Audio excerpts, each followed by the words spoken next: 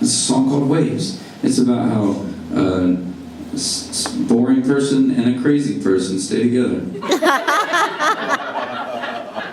Which one are you? I think we both know which one I am. I'm the boring one. Neither one of them are bad in their own right, but anyways.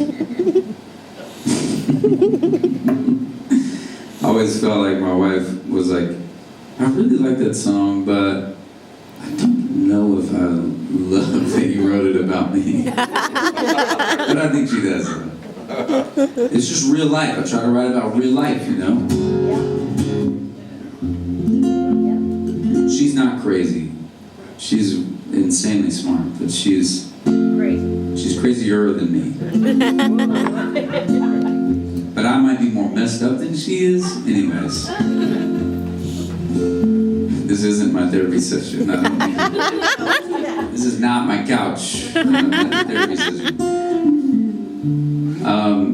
So I told you guys I've been putting out new music this year, and the last song I put out, I think might be, I won't say that it's my favorite of the ones that I put out 5 songs, but if not, it's really close.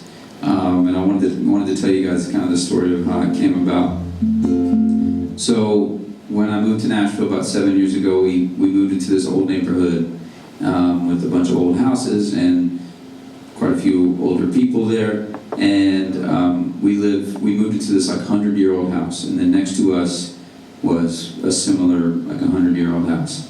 And there was this old man that lived next to us, and he would always sit on his front porch every single day. There was one chair on this whole porch. He would sit there. He lived alone, and he would just look out into the neighborhood like a watchman or something. But he wasn't going to do anything about anything. Anyways, so I would see him all the time, and I could just tell that maybe he didn't really want to have a conversation. He was past that part in his life where he just was having conversations with people, or at least it didn't seem like he wanted to. So I would walk to my door every day, and I would kind of give him one of these, you know.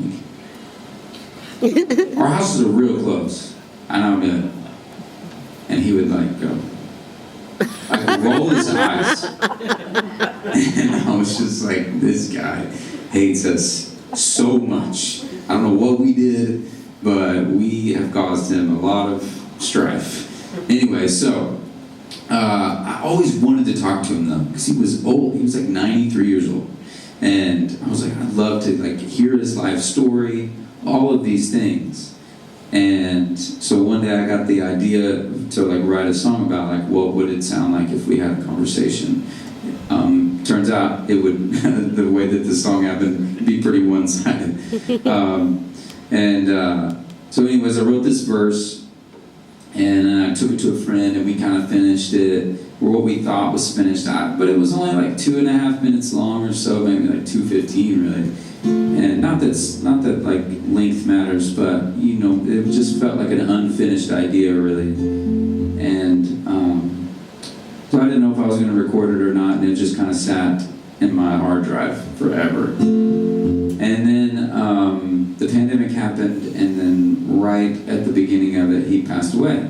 And he had lived a long life, and he was 93 years old. Like he didn't die from COVID. It was just he died from being older.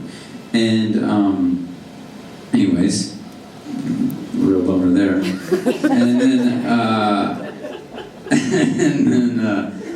So I'm talking to his daughter was at the house cleaning out his stuff, and I had talked to her before. She had been to the house a couple of times. She'd like to check on him and take care of him sometimes. And I had talked to her before because I won't go into this, but I got stuck on my roof one time, and she helped me get off because of she was like, he's got a ladder that you anyways. Now I'm starting to realize why he hated me. Who's the crazy one? Yeah, exactly. Yeah. Shoot. Anyways, so I'm talking to her, and I'm kind of asking her a lot of questions about him, And she was emotional, but she was telling me a lot about him. He had been a huge baseball card collector. His whole upstairs was just baseball cards. And he had a shop at one point where he's like bought and sold baseball cards. He lived in that house for like 65, 70 years. And she grew up in that house. And she told me this other thing, because I would see other people in the neighborhood come up and talk to him. And I was like, I want to be one of those people. Because I need to be everybody's friend. Like, it's part of me. Like, I need people to like me. Why do you think I won American Idol, people? Because I need people to like me. I have a whole freaking world to like me. And it was awesome. It's working. But he did not care. And so she was telling me that he hated it so much when those people would come up on the porch and talk to him. And I was like, well, I at least got something right. I read this situation. Maybe he did like me, that I didn't come up to him and have a conversation. So after that, this is a long drawn out story, I'm very sorry.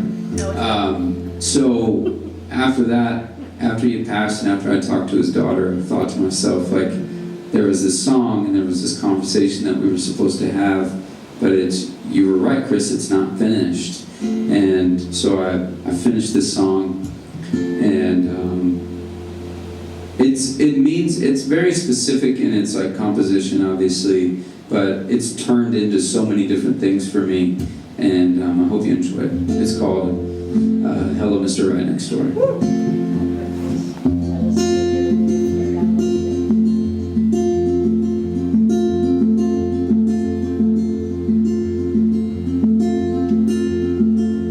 Hello, Mr. Right Next Door. Have you got some wisdom for the rest of my life? I hope it's not too much to ask, 'cause I don't have much to get back. Would that be alright?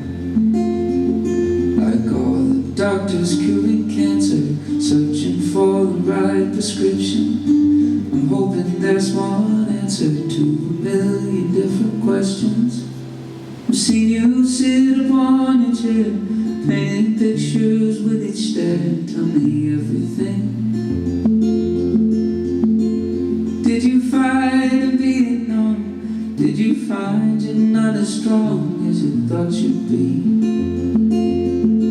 It's like a bottle with a message in a language I can't read. I'm drifting without reason, at least one that I can't see.